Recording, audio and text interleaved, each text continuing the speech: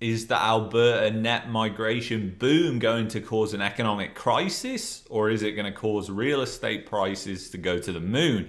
Let's take a look at both arguments and see what we can dig out of this. So let's get right into the data here. Net migration has absolutely skyrocketed in Alberta of recent. So if you take a look at this chart goes all the way back to 1946, and you can see it has absolutely exploded here. Now, what you can also see in this chart is through prior cycles, you've seen it go up and go back down, go up and go back down and go negative, and all of these booms and busts in the net migration have actually corresponded with recessions. I did a video on that, which I'll link at the end of this video. I highly recommend that you go check that out if you're interested in this video. And it's really, really interesting. So we got a boom of people moving to Alberta, and obviously the cost of living is a major factor in why people are doing that. And what we want to now find out is, are these people bringing jobs with them or not bringing jobs? And the answer is no, they're not bringing jobs. So if we look at business and corporations, we can see that there's not really much change. If you look at the historical picture, there's not really much change. It's not anywhere near a high in business and corporations, and you would expect that to be much higher with the amount of people moving, because a certain percentage of them would bring their businesses with them. And in the case of this, they haven't. Now, from what I've seen, my personal experience of what I've seen over the past 12 months of people that I've met when I've been subbing for the local social club here doing sports and stuff, I've seen that a lot of the people that are here are purely fixated on just coming here to get a house. And a lot of them have already purchased that, which is kind of shocking and surprising to me. And I found that out, and that's why I did that other video last year. So I think that's really interesting, and I think it's a lot of this pent-up FOMO of people that wanted to buy in 2021 and couldn't in their home province, be it BC or Ontario, and now they're willing to move across the whole country essentially just to satisfy that FOMO. And again, we have this just fact that people aren't accepting any risk of doing that at all. Obviously, there's huge risks when you do that. And Alberta has been a place that people have done that time and time again. This is a big cycle. We've never seen net migration go this high, but the spikes and the drops we've seen many times before. So I think that's really interesting to note. So if you look at that, it's coming down. If you look at business bankruptcies right now, that's starting to tick up. And I did say that would happen last year. I said that you're going to start to see more businesses go bankrupt as a result of the rising interest rates that we've seen throughout 2022. And that's exactly what we're seeing in 2023, and what we've seen towards the tail end of 2022 is these business bankruptcies start to rise off the lows. Now, the thing is, this is just going to continue, and that's what people aren't realizing, and that means that there's going to be more unemployment as a result. And you have to remember here, for those of you that are bullish on Alberta, if you are bullish on Alberta, you're essentially saying that all the stimulus packages that the government did over the past 2 years worked, and they healed the economy. Because the economy wasn't in a good place before, still isn't in a good place now. You just had this stimulus in the middle that distorted things. And for some reason, people think that it didn't distort things in Alberta. I think it did in different ways because of the supply and demand dynamic, especially in the real estate market, is totally different to other parts of the country because Alberta builds so many homes, unlike places in BC and Ontario. I mean, in Ontario they do, but they build condos, obviously, and same in BC in certain places. But Alberta builds a lot of single-family homes, which is what people desire and what people have desired from 2021, and that's really where the FOMO has been. So it's interesting. So the bankruptcies are going up. Businesses are going bankrupt. That's starting to happen, albeit we're still at a low rate, but it could still head up. And this chart goes all the way back to the GFC, where you're talking 48 bankruptcies. We're down at 15, so a lot less than that. But if you go back to 2016, you were talking 22, 15 bankruptcies again. So very similar after that oil bust that happened in 2015. Very similar levels to then right now, and we're only at the start of this, believe me. Another thing that I want to show you, and this really interesting because this has actually changed since I checked it just a few days ago, which is just absolutely bizarre. So the bottom here was at 4.8 and the top was at 5.8 for unemployment, but now it's changed from 4.8 to 5 and now from 5.8 to 5.6. Now, I'm really suspicious of that. I don't know what's happened. Maybe one of you can comment below. Maybe they adjusted the figures or whatever, but I find that very odd that that has changed since the last time I looked it up. But nevertheless, if you take a look at this unemployment data, it is starting to rise. It's starting to rise slowly, but it is starting to rise. Since July 2022, unemployment has pretty much, it's been flat, but it's started to tick up, and we're still low right now, but it has started to tick up, and that's what I wanted to mention here. At the same time, you've had loads of people move to the province, so that's really not a good recipe right there. And all these people, to me, are really weak hands. So, and then if we look at the MLS sales volumes, so this is total dollar value of MLS sales, and it gives you a real good picture of the entire market and how much money people are willing to spend. And you can see that it is dropping right now, and it's dropping way down to 2020 levels.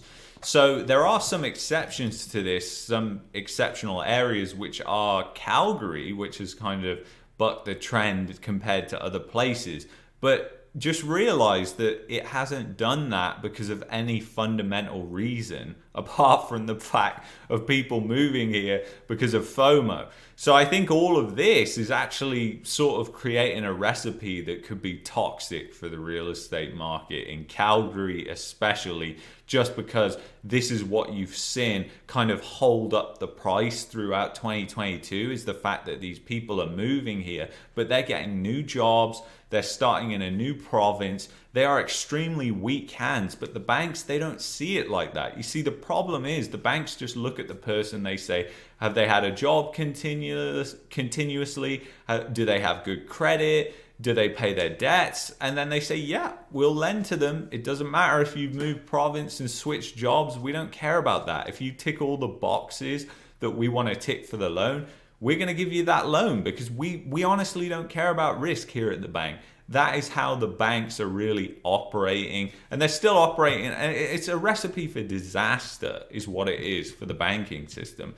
But anyway, but what I find most interesting about this whole situation, and we'll get onto the consumer debt picture in a minute, is how government propaganda has persuaded so many people to move across the country. This is literally government propaganda. What did the Albertans say to the Torontonian? You're hired.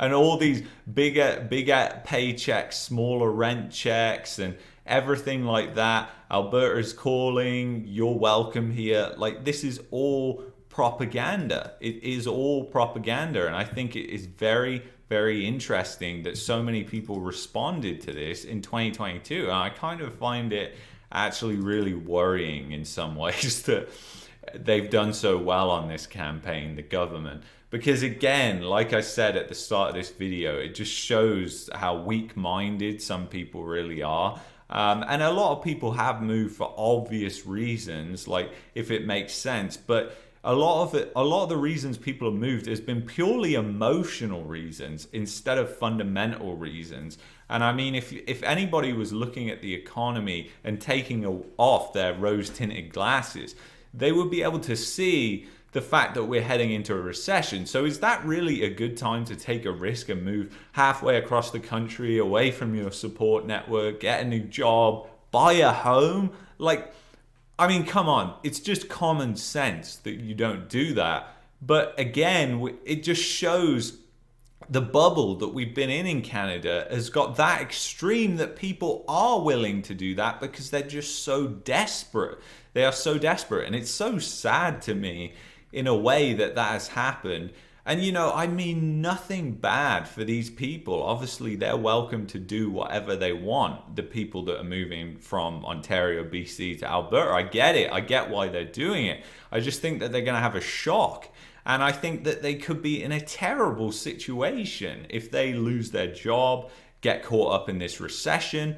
They're going to end up moving back. And the thing is, I've been living here a while now, and I've heard so many stories because we often go and buy secondhand stuff, and we're buying secondhand stuff off these people who have these stories of how they came and moved here and now they're moving back because, you know, it's just so cyclical, the migration booms that have happened. And I would urge you to check out that video at the end. And then you really got to look at the consumer debt picture to understand the health of the household in Calgary. Obviously, the income is slightly higher, but if you take a look at the debt situation, the average debt, Calgary and Edmonton are the highest in the country apart from Fort McMurray.